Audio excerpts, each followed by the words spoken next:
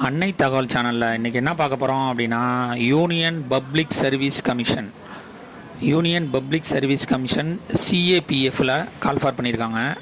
மொத்தம் எத்தனை posting call for பண்ணியிருக்காங்க அப்படின்னா 357 posting assistant commandants central armed police force examination 2025 அப்படின்னு சொல்லியிருக்காங்க.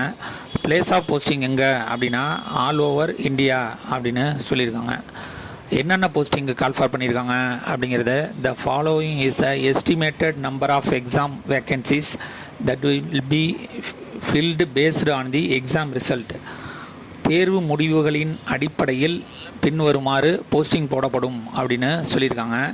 என்னென்ன போஸ்டிங் அப்படின்னா ஃபஸ்ட்டு பிஎஸ்எஃப்பில் 24 போஸ்டிங் அப்படின்னு சொல்லியிருக்காங்க. செகண்டு சிஆர்பிஎஃப்பில் 204 போஸ்டிங் அப்படின்னு சொல்லியிருக்காங்க. தேர்டு சிஐஎஸ்எஃப்பில் 92 போஸ்டிங் அப்படின்னு சொல்லியிருக்காங்க. ஃபோர்த்து ஐடிபிபியில் 4 போஸ்டிங் அப்படின்னு சொல்லியிருக்காங்க. இதை தவிர எஸ்எஸ்பியில் 33 போஸ்டிங் அப்படின்னு சொல்லியிருக்காங்க.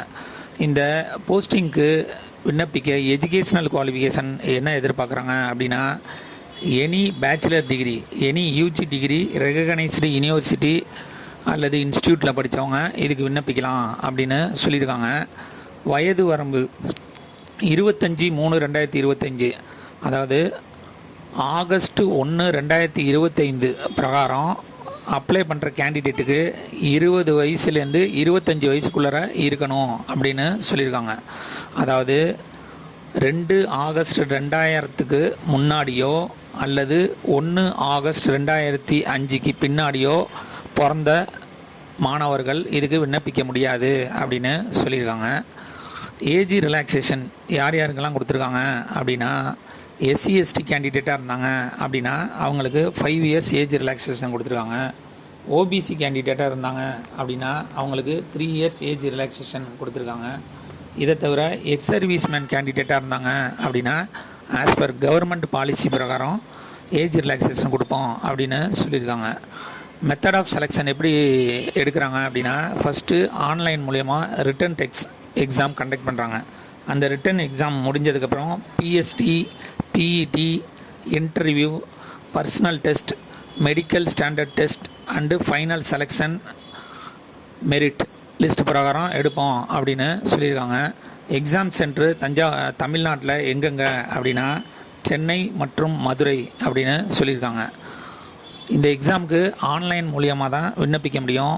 ஆன்லைனில் மூலியமாக விண்ணப்பிக்கிறவங்க பெண்கள், எஸ்சி, எஸ்டி கேண்டிடேட்டுக்கு ஆன்லைன் எக்ஸாமினேஷன் ஃபீஸுங்கிறது கிடையாது அப்படின்னு சொல்லியிருக்காங்க.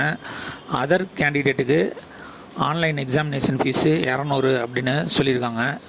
விண்ணப்பிக்க கடைசி நாள் 25/3/2025 அப்படின்னு சொல்லியிருக்காங்க. ஆல்ரெடி யூபிஎஸ்சி எக்ஸாம் எழுதினவங்க அவங்களுடைய யூசர் ஐடி பாஸ்வேர்டு வச்சுக்கிட்டு டைரெக்டாக இந்த எக்ஸாமுக்கு அப்ளை பண்ணலாம்.